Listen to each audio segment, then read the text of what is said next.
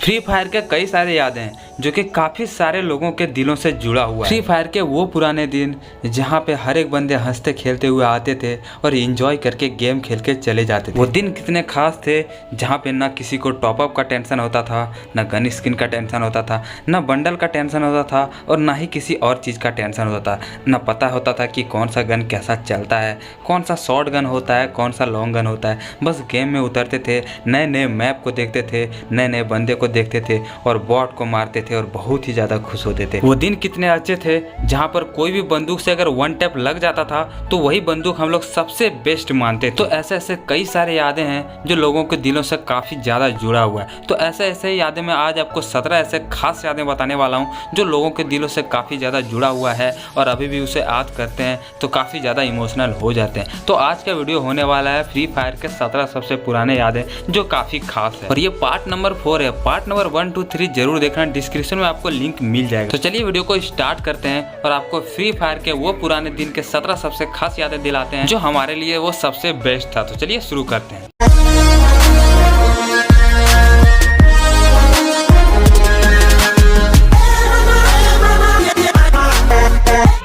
Number 17 guys, सबसे पहले मैं आपको एक म्यूजिक सुनाता हूँ जो 2020 में काफी सारे प्लेयर आए और उस वक्त फ्री फायर में काफी सारे प्लेयर हो गए थे खेलने के लिए। तो सबसे पहले वो आप सॉन्ग जिसे सुनने के बाद आप थोड़ा सा इमोशनल जरूर हो सकते हो।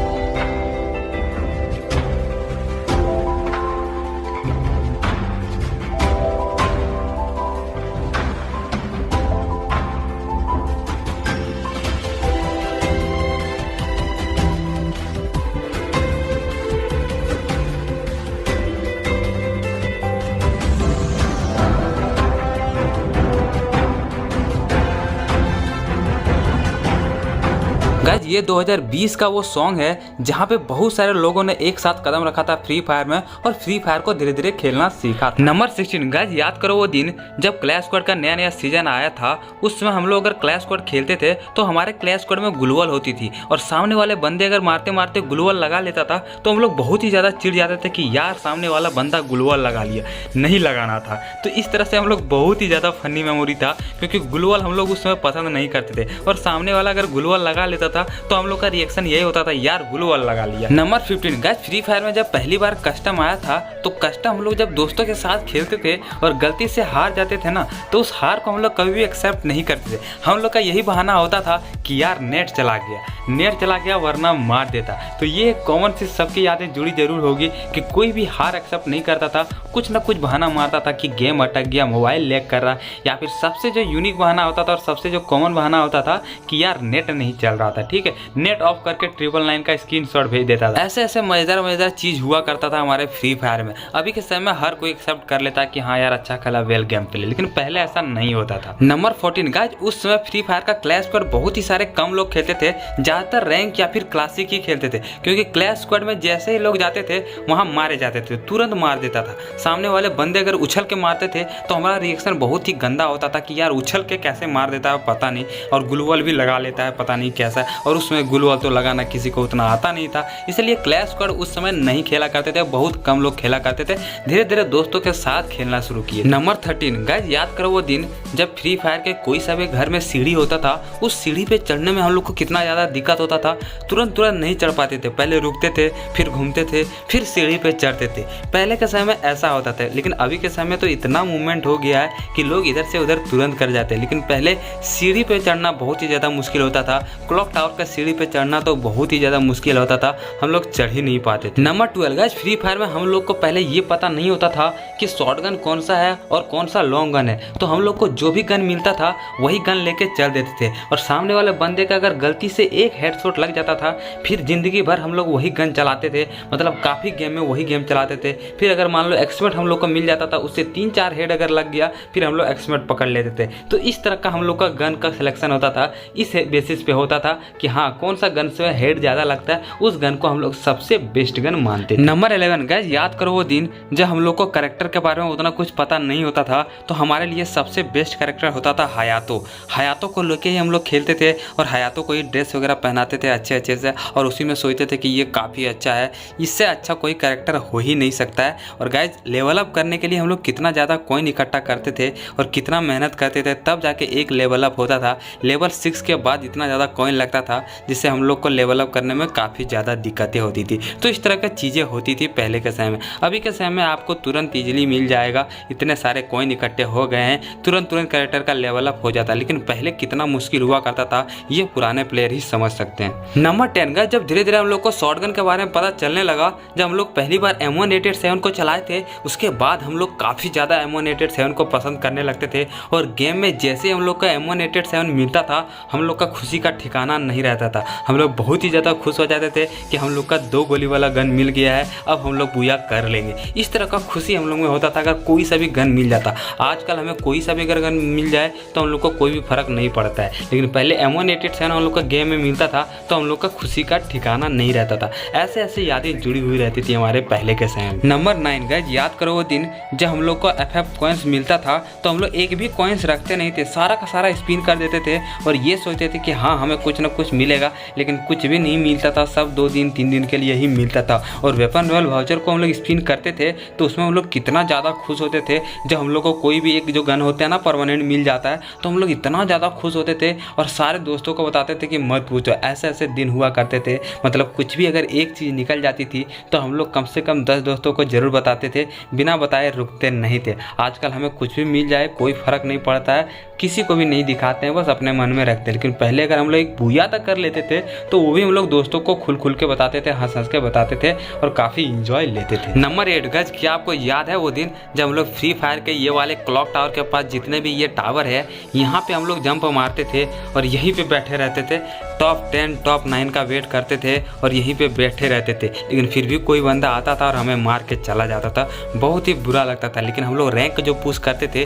ज़्यादातर हम लोग इसी टावर पे बैठ के करते थे। स्टार्टिंग पे यहीं पे उतरते थे, कोई लूट नहीं करते थे, बस बैठे रहते थे। तो इस तरह का रैंक पुशिंग का हम लोग का मतलब जुनून हुआ करता था, मतलब इंजॉय लगता था। हीरोइक पहुँचने के लिए हम लोग बहुत ही ज़्यादा ट्राई करते थे लेकिन नहीं पहुँच पाते थे। ये दर्द तो पुराने प्लेयर ही समझ सकते। नंबर 7 गाइस, ये आपके साथ जरूर हुआ होगा कि कस्टम जब क्रेज आया था, हमारे फ्री फायर में कस्टम का क्रेज आया था, तो लोग हर बंदे से यही पूछते थे कि भाई कस्टम है क्या, कस्टम है क्या, और सारे बंदे ना बोलते थे।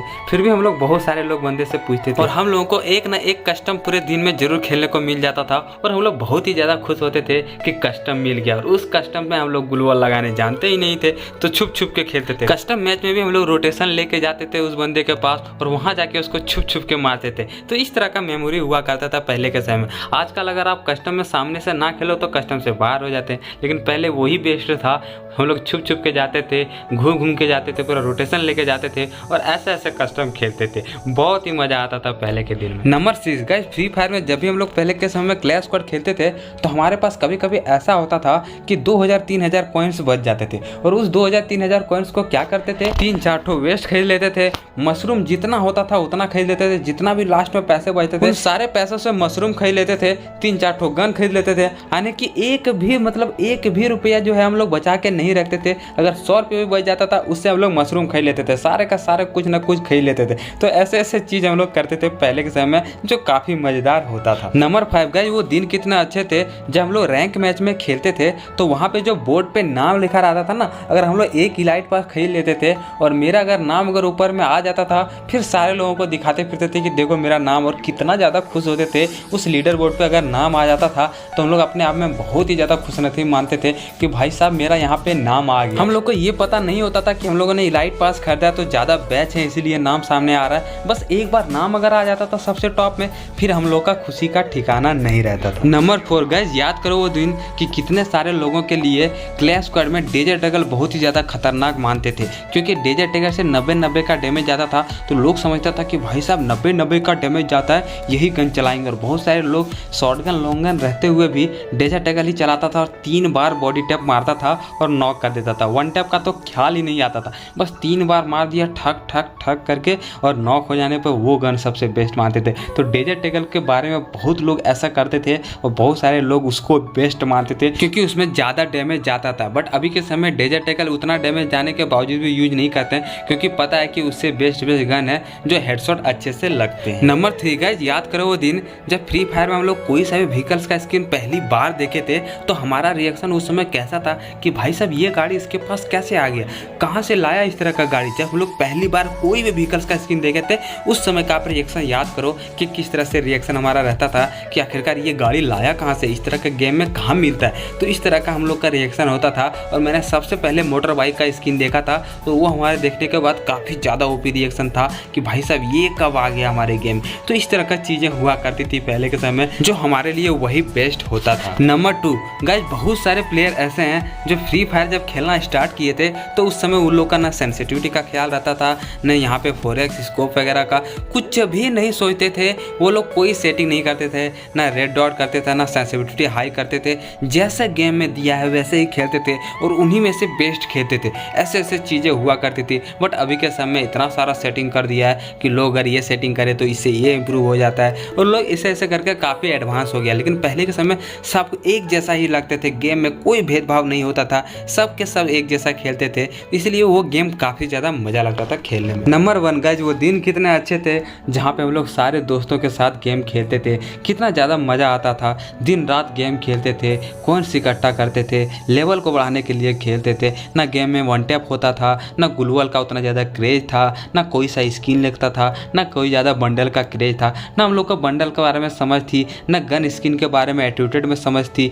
कोई चीज़ के बारे में हमें उतना ज़्यादा पता नहीं होता था। बस नॉर्मल गेम खेलते थे जो बिल्कुल सेम लगता था, एक जैसा गेम लगता था। मतलब ऐसा लगता था कि हाँ सारे यहाँ एक जैसे प्लेयर आए हैं, ना पीसी का प्लेयर ना कुछ, मतलब कुछ भी झंझट नहीं होता था। इतना अच्छा गेम हुआ करता था, ना करेक्टर लेवल अप का, ना करेक्टर का, ना पेट का, कुछ भी चीज़ का हम लोग का पता नहीं होता था और हम लोग नॉर्मल गेम खेलते थे एडाम को लेके और वही दिन हमारे लिए कितना बेस्ट होता था। ये सारी यादों को आजकल बहुत ही ज़्यादा मिस करता हूँ। काश वो पुराने दिन फिर से वापस आ जाते जिससे हम लोग फिर से वही फ्री फायर का मजा ले पाते जो 2017, 18, 19 में हमने बहुत ही अच्छे से लिए थे। मेमोरी अगर अच्छी लगी तो दोस्तों में शेयर करके सब्सक्राइब कर देना गाइस, इतना ही बोलूँगा आज।